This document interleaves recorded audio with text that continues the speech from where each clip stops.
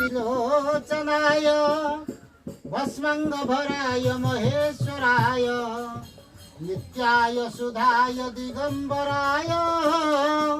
तस्मै नङ्कराय नमः शिवाय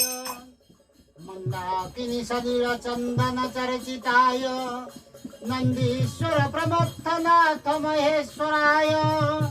मंदार पुष्प बहुपुष्प सुपूजिताय तस्मै मंकराय नमः शिवाय शिवाय गौरी बदनांबज वृंद सूर्याय दक्षाधरनाशकाय श्रीनीलकंठाय वृषध्वजाय तस्मै शिखराय नमः शिवाय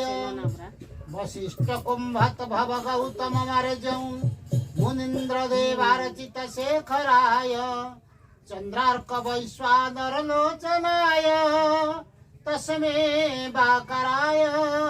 नमः शिवाय यज्ञ स्वरूपाय जटाधराय पिनाकहस्ताय सनातनाय दिव्याय देवाय दिगंबराय तस्मै यकराय नमः शिवाय पंचाक्षरमिदं पुण्यं जपठेत शिव सन्निधौ शिव लोकमवाप्नोति शिवेनं समुद्यते हे मंगलमय। ये नववर्षटी समस्त भक्त मानकमय मंगलमय हेउ हे कर्म कर्मदायक त्वमेव शरणं त्वमेव शरणं त्वमेव शरणं।